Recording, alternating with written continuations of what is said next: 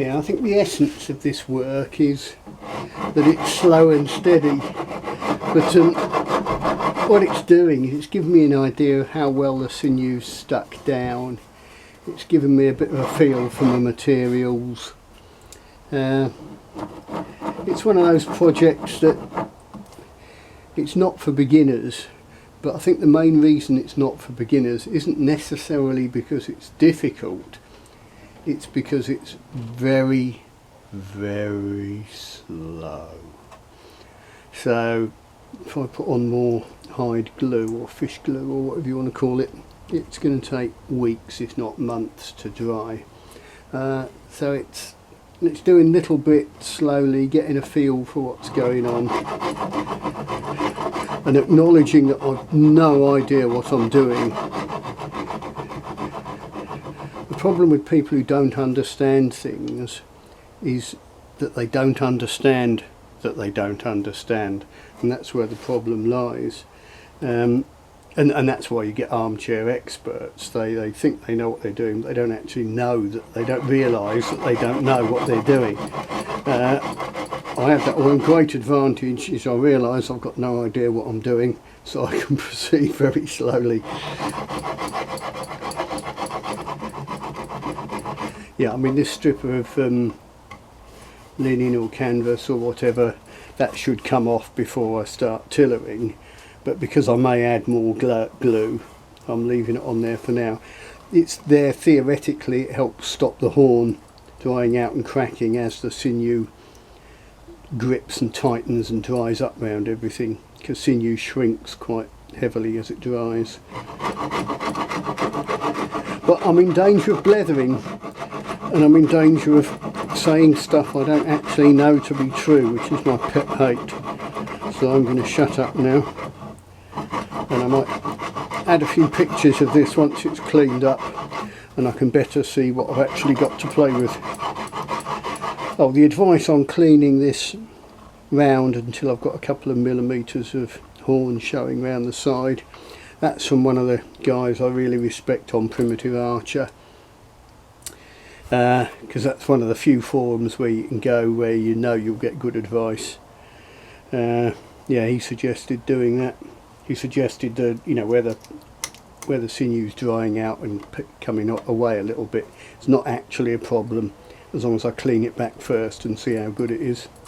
So yeah, I'm following advice and I'm following it slowly and carefully. I've done a bit, I've sawn a chunk off me formers, me tepelix, so that I can bend the bow to a tighter curvature.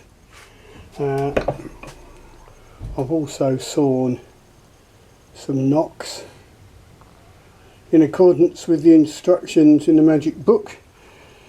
I've found my old string off my horse bow, or whatever you want to call it, an Asiatic style recurve that's just made with fiberglass laminations and rock maple that I had left over from a crossbow project. And that's been adjusted a bit shorter with my magic string shortening ring. So I'm going to have a try at getting the bow bent a bit more and maybe getting the string on. I'm not going to draw it. If I can just get it to sort of brace and have a look and see how the bow sits, that'll do me. Phew, that's a pair of them done.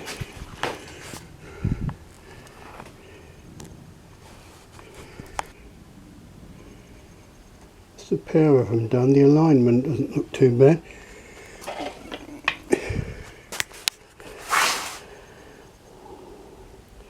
Let's see if I can get a string anywhere near on there. By pressing my foot in the middle of the bow like that, I managed to get the string on. It's probably not tight enough and it's bridged a bit by the tepelix here, so I probably should have started with that further down the bow. If I take that off, it will probably end up an incredibly low brace, but I'll do that just to see where we are. You know, I'm not going mad, and it does look like this may be weaker than that, but just can't tell. Let's get them off and see where we're going. Now, in trying to get that one off, it was snagging on the string, and when I tried to pull this out, it just popped the string off. So yeah, we need to have another go, making sure I get that out of the way of the string, make these shorter a bit, lose some off this tip, perhaps a bit more bend, slightly shorter string. We'll get there. I'm puffing and blowing a bit, but I think you can see I've got that bent a bit more. Maybe I can get the string on this time. Blimey, I am puffing and blowing. That's a bit closer. You can see I had to put each tip on a brick and stand in the middle. Now if I can get those tepalix off without disturbing the string, we'll be quids in. Well, there we are. For the viewers at home, a very low braced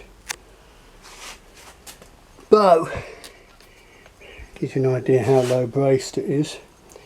Now we all know I'm going to resist the temptation to draw it a little bit, don't we? No, you're not doing it, you're going to pull it because that's what you like. Okay, just a little bit then. But I won't have the video on it. Yeah, I flexed it just a tad. It's trying to twist a little bit, but it's hard to really see under these circumstances. Yeah, the string is trying to push across over to that side, but it's not really high enough braced to prove a fat lot, and it's that string stretching even as we go. But I think it's been a useful exercise. I'll probably let the string just ping off, just sort of flick it off sideways. It's probably not the best way. Rest me foot in the middle and flick it off, something like that. It's been a learning exercise. That's more than I expected to get done today. So slow and steady wins the day. It's almost tempting to stick it on the tiller, but too low a brace. I think I'll quit while I'm ahead. It's the wise man who knows when to quit, and it's the wise man who recognises that he doesn't know what he's doing. Bye.